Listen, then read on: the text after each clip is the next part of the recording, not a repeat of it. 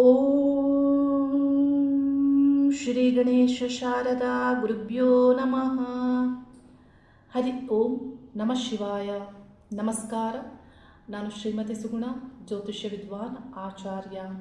2025ನೇ ವರ್ಷದ ಮೇ ಮಾಸದಲ್ಲಿ 14ನೇ ದಿನಾಂಕದಿಂದ ಗುರುಗ್ರಹವು ವೃಷಭ ರಾಶಿಯಿಂದ ಮಿಥುನ ರಾಶಿಗೆ ಪ್ರವೇಶ ಆಗಿ ಅಲ್ಲಿ ಸಂಚರಿಸುವಂತಹ ಕಾಲದಲ್ಲಿ ಒಂದು ವರ್ಷದಲ್ಲಿ ಗುರುವಿನ ಫಲಗಳು ಮೀನರಾಶಿಯವರಿಗೆ ಯಾವ ರೀತಿ ಸಿಗಲಿವೆ? ಮೀನರಾಶಿಗೆ ಗುರುಗ್ರಹವೇ ರಾಶ್ಯಾಧಿಪತಿ ಆಗಿ ಚತುರ್ಥ ಸ್ಥಾನದಲ್ಲಿ ಸಂಚರಿಸುವುದು ಮತ್ತು ನಿಮಗೆ ಕರ್ಮಸ್ಥಾನಾಧಿಪತಿ, ಉದ್ಯೋಗ ಸ್ಥಾನಾಧಿಪತಿಯಾಗಿಯೂ ಉದ್ಯೋಗ ಸ್ಥಾನವನ್ನು ಗುರುಗ್ರಹವು ವೀಕ್ಷಣೆ ಮಾಡುವುದು ಇಲ್ಲಿ ವಿಶೇಷ. ಆದರೆ ಜ್ಯೋತಿಷ್ಯ ಶಾಸ್ತ್ರದ ಪ್ರಕಾರ ಮೀನರಾಶಿಯವರಿಗೆ ಗುರುಬಲ ಇರುವುದಿಲ್ಲ ಅನ್ನೋದನ್ನು ಇಲ್ಲಿ ತಿಳಿಸಲಾಗಿದೆ. ಆದರೆ ಗುರುವು ಶುಭ ಸ್ಥಾನಗಳಲ್ಲಿ ಸಂಚರಿಸುವಾಗ ಕೆಲವು ವಿಷಯಗಳಿಗೆ ಶುಭ ಫಲವನ್ನು ನೀಡ್ತಾರೆ. ನಿಮ್ಮ ಉದ್ಯೋಗ ಸ್ಥಾನವನ್ನು ಗುರುಗ್ರಹವು ವೀಕ್ಷಣೆ ಮಾಡೋದ್ರಿಂದ ನೀವು ನಿಮ್ಮ ಉದ್ಯೋಗಕ್ಕಾಗಿ ನೀವು ಏನಾದರೂ ಪ್ಲ್ಯಾನನ್ನು ಮಾಡಬೇಕಾಗತ್ತೆ. ಮೀನರಾಶಿಯವರು create a plan to achieve ಅನ್ನೋದನ್ನು ನಾನು ಇಲ್ಲಿ ತಿಳಿಸ್ತಾ ಇದ್ದೀನಿ. ಏಕೆಂದರೆ ನಿಮ್ಮ ಉದ್ಯೋಗ ಸ್ಥಾನವನ್ನು ಗುರು ವೀಕ್ಷಣೆ ಮಾಡ್ತಾರೆ, ಆದರೆ ನಿಮ್ಮಲ್ಲಿ ಆ ಪ್ರಯತ್ನ ಇರಬೇಕು, ಹಾಗೆಯೇ ನಿಮ್ಮ ಆ ಪ್ಲ್ಯಾನ್ ಸರಿಯಾಗಿ ಇರಬೇಕಾಗುತ್ತೆ. ಆಗ ಅಲ್ಲಿ ನಿಮಗೆ ಗುರು ಶುಭ ಫಲವನ್ನು ನೀಡ್ತಾರೆ, ನಿಮಗೆ ಉನ್ನತಿಯನ್ನು ಅಲ್ಲಿ ನೀಡ್ತಾರೆ, ಮಾನ ಪ್ರತಿಷ್ಠೆಗಳು ಉದ್ಯೋಗದಲ್ಲಿ ಸಿಗುವಂತೆ ಆಗುತ್ತೆ. ಹಾಗೆಯೇ ಆ ಉದ್ಯೋಗದಲ್ಲಿ ಒಳ್ಳೆ ಅವಕಾಶಗಳು ಆಗ್ಬೋದು, ಅಥವಾ ನೆಕ್ಸ್ಟ್ ಲೆವೆಲ್ಗೆ ರೀಚ್ ಆಗೋದಾಗ್ಬೋದು, ಅಥವಾ ನಿಮಗೆ ವೆಲ್ ಪರ್ಫಾರ್ಮರ್ ಅನ್ನುವಂತಹ ಆ ಒಂದು ಏನು ನೀವು ರೀಚ್ ಆಗ್ತೀರಾ, ಆ ರೀತಿ ರೀಚ್ ಆಗಬೇಕು ಅಂದರೆ ನಿಮ್ಮ ಪ್ರಯತ್ನ ಮತ್ತು ನಿಮ್ಮ ಪ್ಲ್ಯಾನ್ ಅನ್ನೋದು ಸರಿಯಾಗಿ ಇರಬೇಕಾಗುತ್ತೆ ಮತ್ತು ಶ್ರಮವನ್ನು ತುಂಬ ಪಡಬೇಕಾಗುತ್ತೆ. ಉದ್ಯೋಗಕ್ಕಾಗಿ ತುಂಬ ಶ್ರಮವನ್ನು ನೀವು ಪಡಬೇಕಾಗುತ್ತೆ. ಏಕೆಂದರೆ ಆ ಸ್ಥಾನವನ್ನು ನಿಮ್ಮ ಜನ್ಮರಾಶಿಯಿಂದ ಶನಿಗ್ರಹವು ವೀಕ್ಷಣೆ ಮಾಡ್ತಾರೆ. ಯಾವುದೂ ಅಷ್ಟು ಸುಲಭವಾಗಿ ಇರೋದಿಲ್ಲ. ಮೀನರಾಶಿಯವರು ಇದನ್ನು ಅರ್ಥ ಮಾಡ್ಕೋಬೇಕು. ನಿಮ್ಮ ಜನ್ಮರಾಶಿಯಲ್ಲಿ ಶನಿ ಸಂಚರಿಸ್ತಾ ಇರೋದ್ರಿಂದ ಒಂದು ರೀತಿಯ ಭವಿಷ್ಯದ ಚಿಂತೆ ನಿಮಗೆ ನಿರ್ಮಾಣ ಆಗಿರುತ್ತೆ. ಅಲ್ಲಿ ಸಾಡೆ ಸಾತಿ ನಡೀತಾ ಇರೋದ್ರಿಂದ ನಿಮಗೆ ಇಂಡಿವಿಜುವಾಲಿಟಿ ಅನ್ನೋದು ಅಲ್ಲಿ ಅನುಭವದಿಂದ ಬಂದಿರುತ್ತೆ, ಏಕಾಂಗಿತನ ನಿಮ್ಮಲ್ಲಿ ನಿರ್ಮಾಣ ಆಗಿರುತ್ತೆ. ಆದರೆ ನಿಮ್ಮ ರಾಶ್ಯಾಧಿಪತಿಯು ಚತುರ್ಥ ಸ್ಥಾನದಲ್ಲಿ ಸಂಚರಿಸೋದ್ರಿಂದ ಚತುರ್ಥ ಸ್ಥಾನವು ಮಾತೃ ಗೃಹ ಮತ್ತು ಸುಖ ಸ್ಥಾನವೂ ಆಗಿರೋದ್ರಿಂದ ವಿಶೇಷವಾಗಿ ನಿಮಗೆ ಮಾತೃವಿನ ಶಕ್ತಿ ನಿಮಗೆ ಇಲ್ಲಿ ಸಿಗುತ್ತೆ.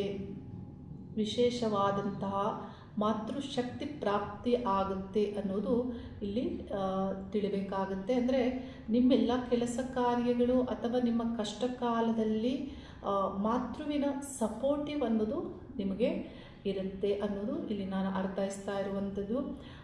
ಸುಖ ಮಾತೃ ಸುಖ ಮತ್ತು ಗೃಹದ ಸಂಬಂಧಪಟ್ಟಂತಹ ಸೌಕರ್ಯಗಳಿಗೆ ಇಲ್ಲಿ ಗುರುಗ್ರಹವು ಅನುಕೂಲವನ್ನು ಮಾಡಿ ಕೊಡುತ್ತಾರೆ ಚತುರ್ಥ ಸ್ಥಾನದಲ್ಲಿ ಸಂಚರಿಸೋದ್ರಿಂದ.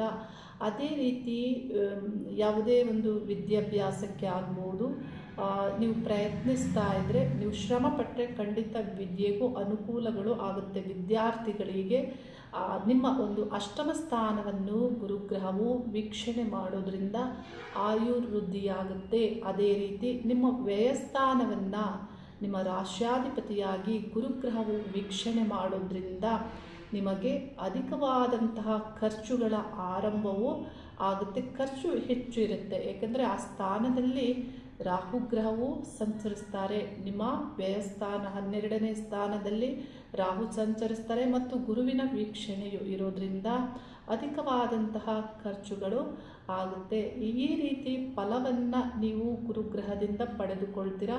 ಉದ್ಯೋಗ ಮತ್ತು ಯಾವುದೇ ಒಂದು ಅಚೀವ್ ಮಾಡಬೇಕು ಅನ್ನುವಂತಹ ನೀವು ನಿಮ್ಮ ಜನ್ಮ ಜಾತಕವನ್ನು ಪರಿಶೀಲಿಸಿಕೊಳ್ಳಿ. ನಿಮಗೇನಾದರೂ ಶುಭ ಗ್ರಹಗಳ ಯೋಗಕಾರಕರ ಗ್ರಹಗಳ ಬುದ್ಧಿ ಕಾಲವು ನಡೀತಾ ಇದ್ದರೆ ನಿಮ್ಮ ಕೆಲಸದಲ್ಲಿ ನೀವು ಅಂದುಕೊಂಡಂತೆ ನಿಮಗೆ ಮಾನ ಪ್ರತಿಷ್ಠೆ ಕೀರ್ತಿ ಗೌರವ ಪ್ರಶಂಸೆಗಳು ನಿಮಗೆ ದೊರೆಯುತ್ತೆ.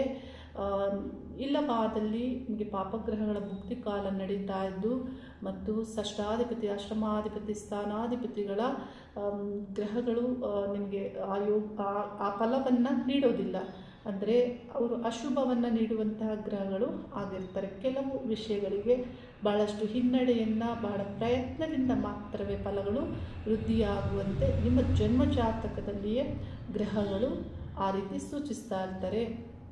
ಮುಖ್ಯವಾಗಿ ಯಾವುದೇ ಯೋಗವು ನಮಗೆ ಪ್ರಾಪ್ತಿಯಾಗಬೇಕಂದ್ರೆ ಜನ್ಮಜಾತಕದಲ್ಲಿರುವಂತಹ ಗ್ರಹಗಳು ಆ ರೀತಿ ಯೋಗದ ಫಲವನ್ನು ನೀಡುವಂತಿದ್ದರೆ ಇಲ್ಲಿ ಗೋಚಾರ ಗ್ರಹಗಳು ಫಲವನ್ನು ನಿಮಗೆ ನೀಡ್ತಾರೆ. ಇದನ್ನು ನೀವು ಅರ್ಥೈಸ್ಕೊಳ್ಬೇಕು.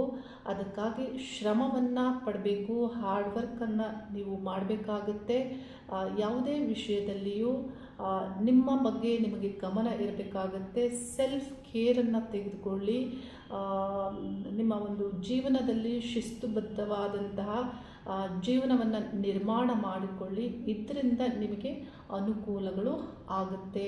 ಬೆಳಗಿನ ಸಂದರ್ಭದಲ್ಲಿ ವಿಷ್ಣುವಿನ ಸಂಬಂಧಪಟ್ಟಂತಹ ಮಂತ್ರವನ್ನು ನಿತ್ಯಲೂ ಪಠನೆ ಮಾಡಲು ಆರಂಭಿಸಿ. ಏಕೆಂದರೆ ನಮ್ಮ ಎಲ್ಲ ನಿತ್ಯದ ಕೆಲಸ ಕಾರ್ಯಗಳು ಸರಿಯಾಗಿ ನಡಿಬೇಕು ಅಂದರೆ ಈ ಸೃಷ್ಟಿಯನ್ನು ಪಾಲನೆ ಮಾಡ್ತಾ ಇರುವಂತಹ ನಾರಾಯಣರ ಅನುಗ್ರಹ ನಮಗೆ ಬೇಕಾಗುತ್ತೆ. ವಿಷ್ಣು ಸಹಸ್ರನಾಮ ಪಠನೆ ಮಾಡ್ಬೋದು, ವಿಷ್ಣು ಅಷ್ಟೋತ್ತರವನ್ನು ಪಠನೆ ಮಾಡ್ಬೋದು.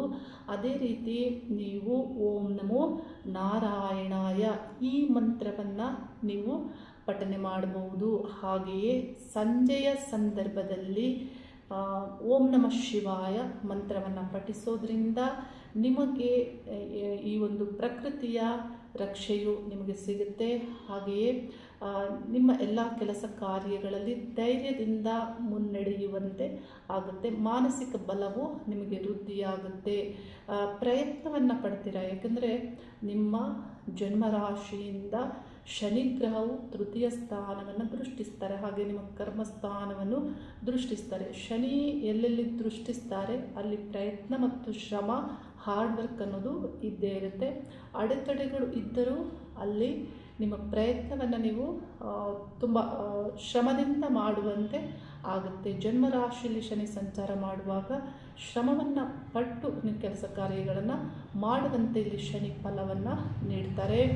ಆದರೆ ನೀವು ಗುರುಬಲ ಇಲ್ಲ, ವಿವಾಹ ಆಗಬೇಕು, ಇನ್ಯಾವುದಾದ್ರೂ ಕೆಲಸವನ್ನು ಪ್ರಾರಂಭಿಸಬೇಕು ಅಂದುಕೊಳ್ಳುವವರು, ಗುರುಬಲದ ಬಗ್ಗೆ ಚಿಂತಿಸುವವರು ನೀವು ನಿಮ್ಮ ಜನ್ಮ ಲಗ್ನಗಳನ್ನು ಪರಿಶೀಲಿಸಿಕೊಳ್ಳಿ.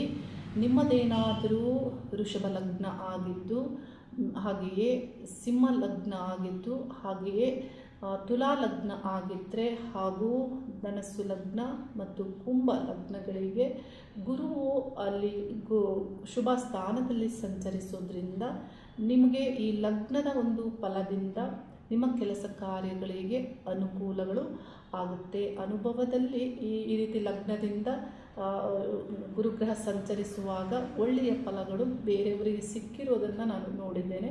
ಹಾಗಾಗಿ ಇದನ್ನು ತಿಳಿಸ್ತಾ ಇರುವಂಥದ್ದು. ಕೆಟ್ಟ ಆಲೋಚನೆಗಳು ಬಾರದಂತೆ ಬೇರು ಸಮೇತ ಕಿತ್ತು ಹಾಕಿ ಒಳ್ಳೆಯ ಆಲೋಚನೆಗಳನ್ನು ಉತ್ಪತ್ತಿ ಮಾಡಿಕೊಳ್ಳಿ. ನಿಮ್ಮ ಗ್ರೋತ್ ಬಗ್ಗೆ ಹಾಗೂ ನಿಮ್ಮ ಪರ್ಸ್ನಾಲಿಟಿ ಬಗ್ಗೆ ನೀವು ಯೋಚನೆ ಮಾಡಿ ಒಳ್ಳೆಯ ಆಲೋಚನೆಗಳಿಂದ ಮುಂದುವರಿಯೋದ್ರಿಂದ ಸಕ್ಸಸ್ ಅನ್ನೋದು, ಒಳ್ಳೆಯ ಜೀವನ ಅನ್ನೋದು ನಿರ್ಮಾಣ ಆಗುತ್ತೆ. ಪ್ರತಿಯೊಬ್ಬ ಮೀನರಾಶಿಯವರಿಗೂ ನಾನು ಶುಭ ಹಾರೈಸ್ತಾ ಇದ್ದೇನೆ. ಶಿವನಾರಾಯಣರಲ್ಲಿ ಪ್ರಾರ್ಥನೆ ಮಾಡ್ತೇನೆ, ಪ್ರಕೃತಿಯಲ್ಲಿ ಪ್ರಾರ್ಥನೆ ಮಾಡ್ತೇನೆ. ಅನುಗ್ರಹ ನಿಮಗೆ ಇರಲಿ, ಶುಭವಾಗಲಿ. ಹರಿ ಓಂ ನಮಃ ಶಿವಾಯ.